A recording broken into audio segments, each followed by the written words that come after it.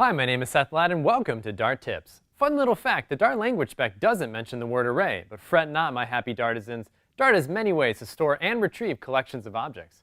Out of the box, Dart supports 4 types of collections with full-featured APIs: lists, maps, queues, and sets.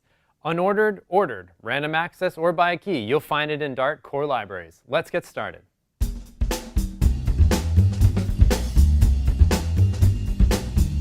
First, a bit of taxonomy. The root of Dart's collection classes start at iterable. An object that implements iterable exposes read-only access to a group of items. The collection class extends iterable, adding the ability to add and remove items. The rubber hits the road with the list, set, and queue, which implement collection. You can see that map doesn't extend or implement collection, but it's an honorary member of the useful collection type classes. We'll talk about each collection class in turn, but let's start at the top, iterable. Just for illustration, here's an example of generating an iterable series of 5 numbers, 0 through 4. Most of the time you'll iterate through actual collection objects, but it's cool to know you can generate a pure iterable object. We're talking about iterable here, so let's iterate. Iterable objects play nicely with for-in loops because they can generate iterators. Here's an example of a for-in loop using an iterable. You can think of the for-in code as syntactic sugar for this code. Notice how a new iterator is created and move next is called for every iteration. The current value from the iterator is accessed and printed.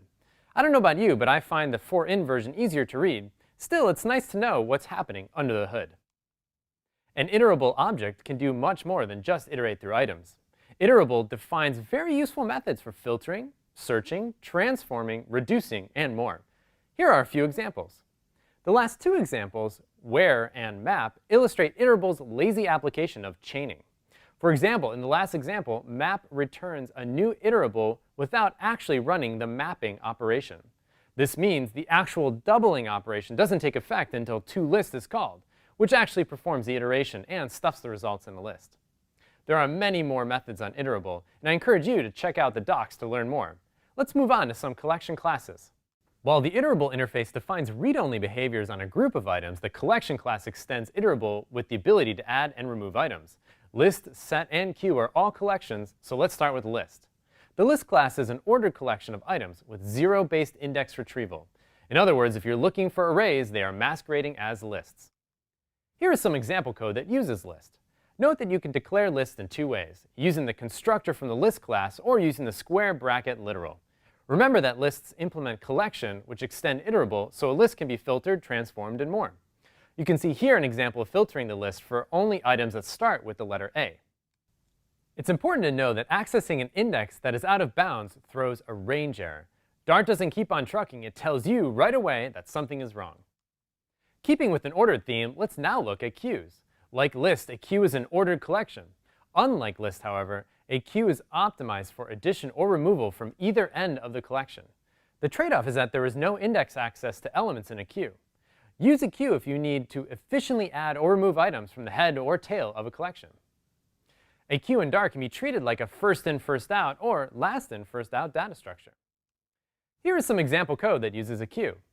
Notice the add first, remove first, and add last, remove last methods. A queue is efficient because it doesn't allocate a whole new data structure when new items are added or removed from the head or tail. Sometimes you don't care about maintaining order, but you do care about ensuring there's one and only one item in a collection.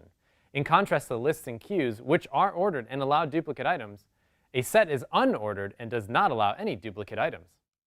Here's some example code that uses a set. Notice how the length of the set is 2, even though I called add 3 times. Also of note is the intersection method, which returns a new set containing only the items that are found in this set and another collection. Finally, let's look at the map class. Maps, known as dictionaries or hash maps in other languages, contain key-value pairs. Maps associate keys to objects for easy retrieval. They're great for fast access to arbitrary objects if you know the key. Keys must be unique and cannot be null. Here is some example code that uses map. You can see how maps work great with their literal values. Don't be fooled though, maps aren't like JavaScript objects. In Dart, only objects that implement the map interface can be treated as a map. Of particular note is putIfAbsent, which will call a function and insert its result only if the key does not exist in the map. Dart ships with 4 main collection types: lists, queues, sets, and maps as honorable mention. Each has their own trade-offs and optimizations. To help you keep them straight, Here's a handy way to look at them. If you need key-value pairs, there's one option, map. If you need to contain unique items, set is your only option. This leaves two ordered collections, list and queue.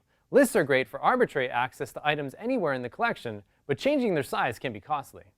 Queues are great if you only operate on the head or tail of the collection, but there's no efficient way to access a specific element in the middle of the collection.